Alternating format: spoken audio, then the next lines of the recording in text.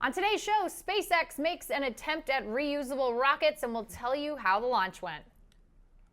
The Golden Globes happened last night, and they gave major awards to streaming services, and that's big news. That is a big deal. I want to talk about that. And also, Disney Research is testing a robot who's creating giant works of art in sand.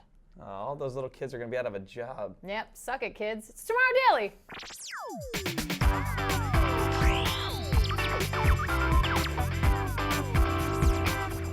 Greetings, citizens of the internet. Welcome to Tomorrow Daily, the best geek talk show in the known universe. We're back. We're back in our normal studio. And that's the first quote you wanted to say. Suck it, kids. Suck it, kids. All right. With their little sand buckets. Yeah. It's just like, you get so mad because they're just like... Sally and little Billy. Yep, they're just taking up all the real estate on the beach. You get real annoyed. I don't know, it's like I want to go hang out in the water without having to accidentally kick over some kid's sandcastle. No, it's like some first world problems. Anyway, so yeah, we're back. Hopefully you guys got to join us for our CES coverage of CNET. If you weren't aware, I'm Ashley Esqueva, and this is Kale Anonymous. Did you not say that? I didn't yet. Okay, all right. But I just did, so we're good. Yeah, so you check some of that out. We got to cover some of the future tech that was at CES. I mean, everybody else was covering like cell phones and televisions, and we got Spider Dress. Yeah, Spider Dress. Spider Dress showed up. Yeah, Spider Dress showed up. It was really Sorry, great. I get distracted. Check out that content, and it's episodes 109, 108, and 107. It was a lot of fun. And for now, though, we had special guests. We did. We had special guests: Jess Chobot, Trish Hirschberger, and John Rettinger. It was pretty delightful. SourceFed, Nerdist. Techno Buffalo. It was all really good. Thanks to any of you that were watching live. Yeah, appreciate that. Because we can feel it in our brains when you're watching live. And in our hearts. And you're watching right now, so I can feel that. You are, so let's hit the headlines. All right, so we have to talk about SpaceX. Now, listen, this was going to happen during... Just a bummer.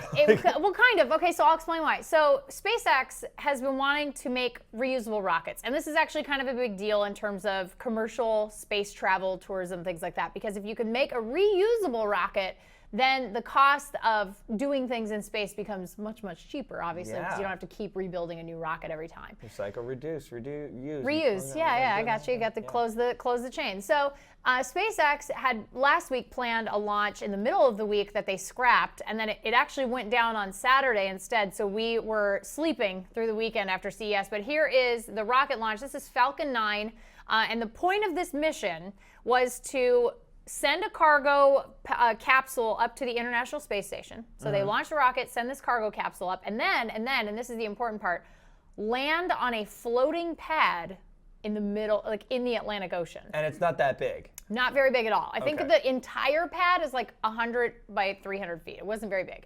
But the target was like 10 meters by 10 meters. So it's 30 by 30. And then it's tiny they want to catch it so they can reuse it. Okay. They want to land it there and see if they can do it. And so how'd it go? So 2 out of 3, not bad. It launched. It sent the cargo capsule up. Sweet. But crashed into the landing pad, not on the target. How close? Well, it was on the landing pad, so I would imagine like within 300 feet. Okay. Which isn't terrible. Yeah. Elon Musk even tweeted, he said, close but no cigar this time. Bodes well for the future, though.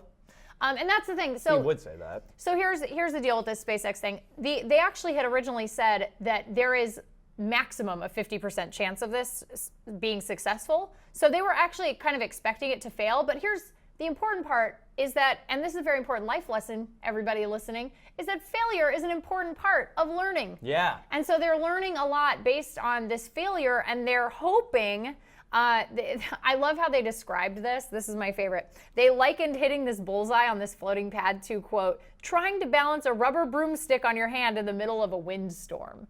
So that's pretty tough. I mean, Kale does it every week. It's like an old woman came up with that metaphor or similar. Elon Musk's grandma. Okay, yeah. She told it. But it's pretty cool that it did land there. Kind of a planned failure. It did get very close. And it looks like, SpaceX now has a lot more data that's going to enable them to hopefully make the next version of this a success, or even maybe just a closer success.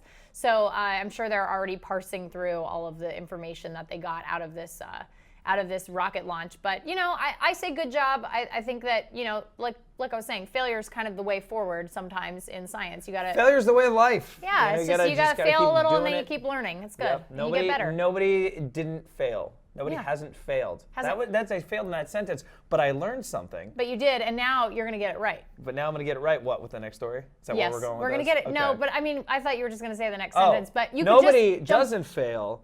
Everybody does fail. Good. See, now you learned. Yes. Perfect example. Okay, now tell me perfect about. quote, flawless. We all watched the Golden Globes last night. Did we? I Did mean, we? well- Well, I mean, like, I watched it, but I don't think everybody watched it. Right. A lot of people are turned off by award shows, but I would debate that the Golden Globes are the most entertaining of them because I there's agree. not. It's formal, but it's not stuffy. So Right. Well, they're all given alcohol at the tables. They all have tables. They can all talk to each other. It's not like the Oscars where they're just seated like in a Yeah, movie theater. that's true. It's like very friendly. Everyone gets into it, and people get drunk, which is always really fun. yeah, BuzzFeed had people doing breathalyzers. Oh, that's exciting. That's us next year. But anyway, Yeah. so it was. I think it was the 72nd annual. I think could be so. okay. So You might and be wrong, but I obviously, don't know. Yeah, but it is now. Tina Fey and Amy Poehler. Third year in a row, Yeah. crushed it. Amazing. Killed really it. funny. They did a joke that was a little offensive to everybody, but that's not what we're That's not here what to we're talk talking about. Okay. We are here to talk about the fact that some of the biggest winners were streaming services. Yeah, Amazon and Netflix. Amazon and Netflix. Thank you for letting me Oh, I'm say sorry. I that. buried the leg. I'm sorry. Go ahead. That being Amazon and Netflix. Amazon winning with Transparent, their show. This show's been getting a lot of really good notices. I haven't seen it yet, though. Yeah, it's really good. And then also Jeffrey Tambor, who played the main character in Transparent, also won. Big win. He had a great speech. He thanked he thanked the transgender community. But the fact that these streaming services are winning big awards, Big deal. against these giant production companies is so good for the progress of entertainment on the internet. Cord cutting and putting the stuff back in our hands, because Yeah. now everything is happening on your streaming Well, device. there's and- quality entertainment on streaming devices. And I Really think that's good a really stuff. important thing is like Kevin Spacey also won last night, Best Actor in a Drama for House of Cards, finally. Mm-hmm. Yeah, Long overdue, yeah, I way think. Way overdue. But finally got his due on this. And honestly, this is a huge deal in terms of you're getting content like House of Cards, Orange is the New Black, Transparent. You're getting all these great bits of scripted television from streaming services that are self-producing, and distributing that content not on your television. And this is a huge deal, right, Kale? I mean, you're a Yeah. big cord cutter.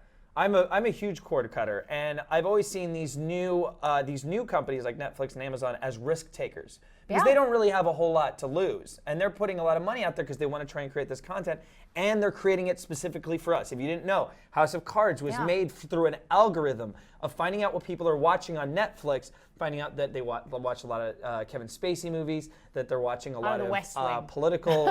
Political drama. A lot of drama. political dramas, and they siphoned that all together, and they created House of Cards. Which is so cool. Amazon is deciding they want to go all kinds of different directions with creating like a transgender show. Like these Very are all diverse, very diverse. Not risk taking, but they're very smart moves. I say And they're the risky. television- Risky in the sense of traditional TV. Exactly. Absolutely, 100%. Exactly. Because And we're that's a also- show you're never going to see on, Fox. Like you're not going to see that show. And So- think about the youth think about the way that we consume things and how much more we're consuming online. Heck, probably about 60% of you are watching this show on a mobile device. That's usually about Probably, the yeah. statistic. So you got to think of the way that we're consuming this, and the age of these digital companies is like 2, 3, 4, 5 years. Really short amount of So time. young. I mean, and it's winning amazing. awards. So this is really good, really exciting. I'm overly excited about it because these sorts of outlets are so exciting to me. No, it's super thrilling I for love it. anybody hoping to like cut the Look, cord we and have exist- this content. Yeah, we exist on this. This is our home. So it's really interesting to us. You probably consume a lot of content on there. You're probably not sitting there watching TV. No. DVRs are the future anyway. Yeah, and set-top that's all this boxes, is. DVRs, I mean, it's So- all that. So that brings us to our hashtag of the day. Sorry. Kale gets really into this topic, you guys. If you ever see him at an event, talk him up about cord cutting. He's super into it. Okay. Okay, so our hashtag of the day is TD Globes. And I want to know what your favorite not J-Lo, not J-Lo. That was another That thing was that a happened good last night. joke. That was a pretty good good joke. joke. Super sexist, but I laughed. What was your favorite non-traditional show of 2014? So what on streaming services was your favorite show? Oh, well, I watched a lot of shows that were like on cable that I streamed. Does Black Mirror count? I think so, because you can't find it on our You can't find it on our cable networks. Yeah. Like it doesn't air there. So I watch a lot of YouTube. So I watch a lot of Okay. like highly produced that's YouTube traditional. content. That's non-traditional programming. Exactly. So I watch a lot of stuff like that. What would you give a Golden Globe to on YouTube? What's just so good that you got to give it an award? You go first. Give me a second to think. Oh wait, no. There's this guy that makes this list called it's called Top 10 Memes, and it's not Top 10 Memes, but he does Top 10 lists of like Valve, or he did an Illuminati one the other day. Okay, so he does like a whole bunch of different types of. But they're really interesting. Give it a shot. Like go look at his list, but they're really interesting. They're not like clickbaity. They're very, very well done. Interesting. So I'd say I learned a really lot. like Orange is the New Black. So good. Yeah. So good. Good choice. So that's your hashtag of the day. And then we're going to hit this third story really briefly because it's adorable and I want to talk about it before we go to break. Well, yeah, you got to have something before the break that's adorable. We got to talk about this. Besides Ashley. Hilarious. 2015, you're the compliments. Woo! Yeah, year of compliments, guys. You guys look great today. You guys look amazing. Have you been working out? You look like you've lost a little bit of weight. Except for that guy. Except for you. Anyway, go ahead. Okay, so Disney Research Zurich. We've talked about them before. They did the eyeball, the creepy eyeball. Remember the rendered eyeball? Oh yeah. Yeah. Those Okay. guys are They're back, but they have something a little bit less creepy and kind of adorable now. It's called. It's like a beach bot, and what this is we have footage of this. It's adorable. It's a little tiny robot that can draw art in the sand. And so it's the people who created it are like, sand is a totally reusable medium. This is a canvas that can be wiped clean and started over with all over again without having to waste anything. The robot has Wi-Fi. It has an inertial measurement unit and a laser scanner on board. And what it does is you put 4 poles on the beach that sort of gives it its boundaries as a canvas. And it uses a rake to draw in the sand so that you can like program it and tell it exactly what you want it to make. So here it is making this really beautiful kind of spirograph design. Cool. The tires are designed to not leave heavy tracks in the sand, so you won't see like the driving of it. It's just the rake part. And unfortunately, they still have to, here's one of the, look, Simba, it's the Lion King.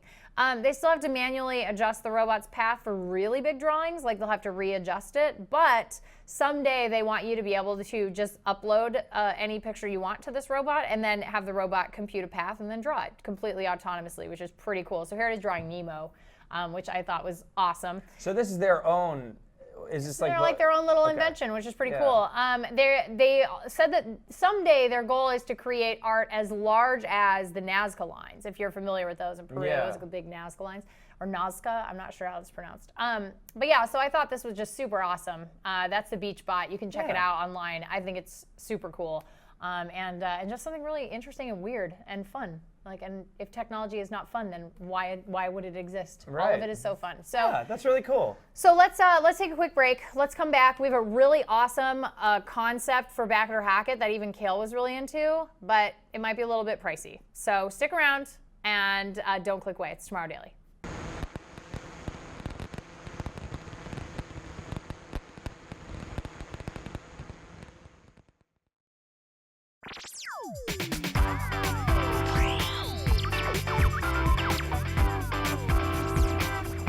Welcome back to the show. Welcome back.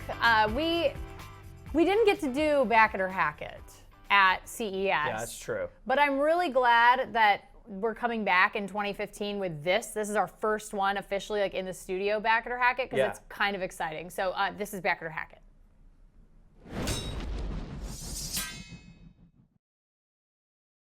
Okay, Kale, bear with me. Imagine a world where you turn on your television and you're playing, what's your favorite first-person shooter on console?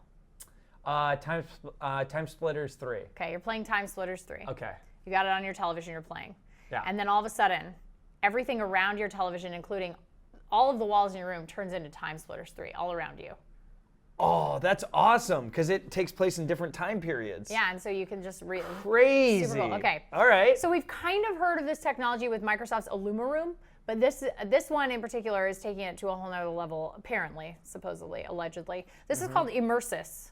And so this is to be used with video games, photospheres, so if you have an Android device, or if you use the Photosphere app on iOS, and panoramic videos. This is a projection, like I said, not unlike Microsoft's Illuma Room, but it's really cool because it's a real-time adaptation of the image to the shape and size of the room you're in.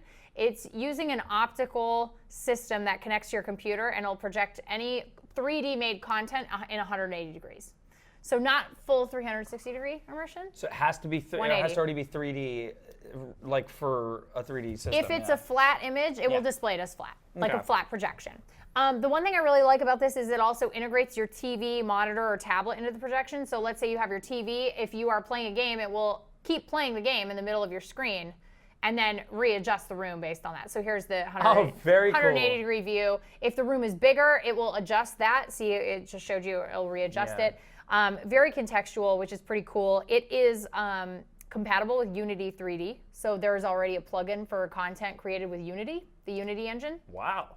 There is an Unreal Engine plugin already in beta. So they're really not messing around with this. As far as I saw on the Kickstarter page, it looks like they have some pretty good interest from folks like NVIDIA, which is a pretty big deal. Definitely. And delivery starts in May of this year, so actually pretty soon. Yeah, but you didn't say a price at all. I didn't, and here's the thing, guys. It's gonna be kind of expensive. Yeah, it's a giant projector with 4K projector, Really good projector. Okay, so it starts at, I believe the backer, like early bird is already all gone, the first 2 early birds, so it's gonna be $1,200 starting like right now. Okay. And then it goes up to, but it says like save $1,500. So I think even like when it releases, I think from what I saw, it looks like they're looking at selling it for like over $2,000 for that and the development kit. Like you get a dev kit and all that other stuff. But yeah, I don't know. It's a little pricey. But here's the thing: for the upwardly mobile gaming connoisseur, is this something that they would buy? I feel like maybe it is. For $2,000, I mean, it's like, that's expensive for a lot of people, including me. But on that same note, there are a lot of people with a lot of cash to burn who would be like, that's really cool, I want that in my living room. Just like somebody would buy a really expensive surround sound system, or it's around the same price as that. Like a starter surround, like really high quality surround sound. You'd pay around that price. That's what I'm saying. That's all. Just context, You made guys. your case. Made my case. Yeah. But it is a little pricey for the average gamer who's like, $60 is expensive for a game. How much do they need for this? They're already, Kickstarter? as far as I'd seen this morning, they're already halfway there. I think they were asking for like $100,000 or something, Well, that like doesn't not a seem lot. that bad. They weren't asking for a lot. Yeah. But I have a feeling it's going to be a pretty limited run if that's all they're asking for. Like the first, but they're already at like 50,000. Okay, so I think they're going to go way over. So what is yours? Back it or hack it? I say, if you have the money, I highly recommend that you get one, as Ferris Bueller would say. But if you don't have the money, it's okay, wait, because I have a feeling we're gonna see stuff like this in the next like year or two come down way in price, and you're gonna be able to get it with like, you know, a Connect add-on or something like that. That's what I think. So right now, I'm gonna say no. Okay. I say wait. Okay. Save your money. Yeah. Buy some extra games. Unless you have to have it right this second. Oh boy. Well, people have to adopt 3D first. I can't. That's true. I can't really support this until like there's not going to be enough 3D stuff to immerse yourself in when you buy this thing for like $5 million. Let me ask you this. So Oculus is supposedly coming out later this year. Between, let's say, around the time that this ships and the end of the year. Right. Okay, so May to December, November, holiday season. So let's say you had one of these and you could experience that 3D content that was made for Oculus. But Which in isn't room. flourishing right now. I mean, like there's a lot of But it content. will. It It will. will. Yeah. It's going to catch on. Right. It will. I Would know you that. want to be a first adopter? That's the question, really. Nah. No, you don't care? Nah. I don't think most people care anymore So, about being but first I will adopters. say for 100,000, that's not that bad if you want No. to get in on this. I think it's 100,000. I really hope it is. Should I just- check?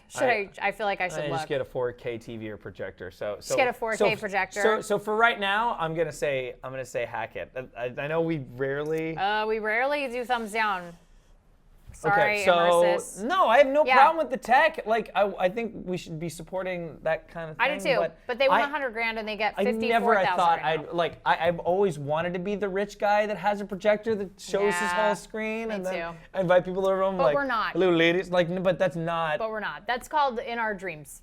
It's Well, called maybe in our like dreams. 5 years, like we'll have this. Maybe in 5 years I'll be able to get an Oculus experience that will enable me to feel as if I'm a rich like Yeah. a rich person. Yeah. That would be really nice. Drown out my world with whatever Drown out 3D my projection sorrows. I want. Yep, So totally. Okay, cool. On that note, I think we got to talk about you guys. It's Sorry. time for user feedback.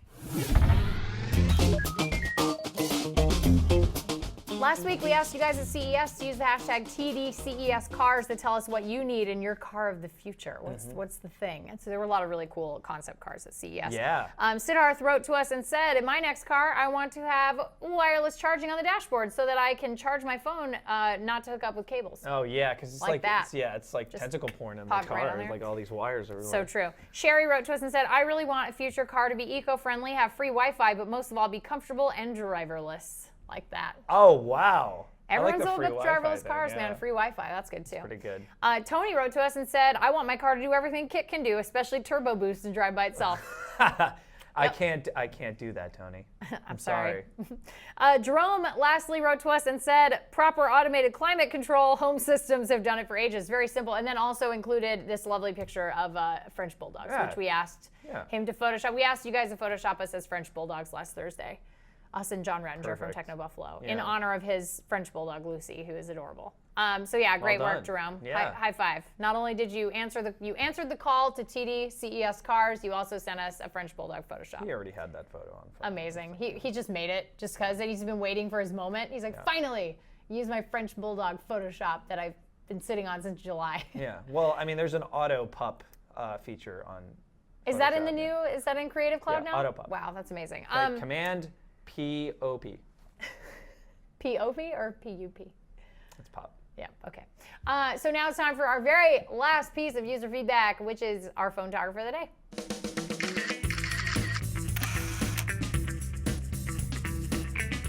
Robin wrote to us, you know. By time. I know. Robin, what have you been doing? Robin says, hi, Ashley and Kale, love the show. Keep up the good work. Here are some pictures taken while I was on vacation in Hawaii last week using my Galaxy S5 with no editing.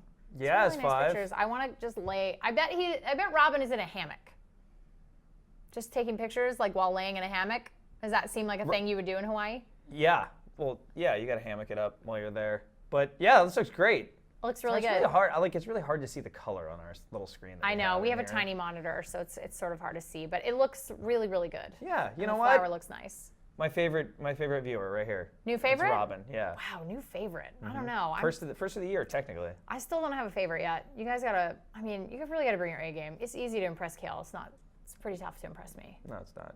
It really isn't. But if you'd like to try, you can email us tomorrow@cnet.com. You can also send us your user feedback if you want to use the hashtag of the day. And if you absolutely hate email, that's okay because we use social media. You can find us at Tomorrow Daily on Facebook, Twitter, Instagram, and Tomorrow Daily TV over on Google+. Oh, and we have a Tumblr too now, tomorrowdaily.tumblr.com. If you just woke up out of a coma, you should subscribe on YouTube. True. And congratulations on waking up from that coma. Yeah, there's some weird stuff going on. I'll fill you in. It's mostly Kardashian stuff. Yeah. And then also, if you're listening on iTunes, don't forget to, follow the iTunes, rate and review us. Rate and review and you know do all the drill, that jazz. guys. And then don't forget our personal tweet our accounts. I'm at Ashley Skella. I'm at Kill. Kill Anonymous if he's a mumbler. Sorry. But that is it for today's show, you guys. We will be back tomorrow with a whole new docket of weird, wonderful future tech and strange things. It feels strange not having a studio audience anymore. Studio audience! So he's our studio audience. Come to the studio and sit right there. We will be back tomorrow, but until then, be good humans, and we'll see you next time. Bye, guys.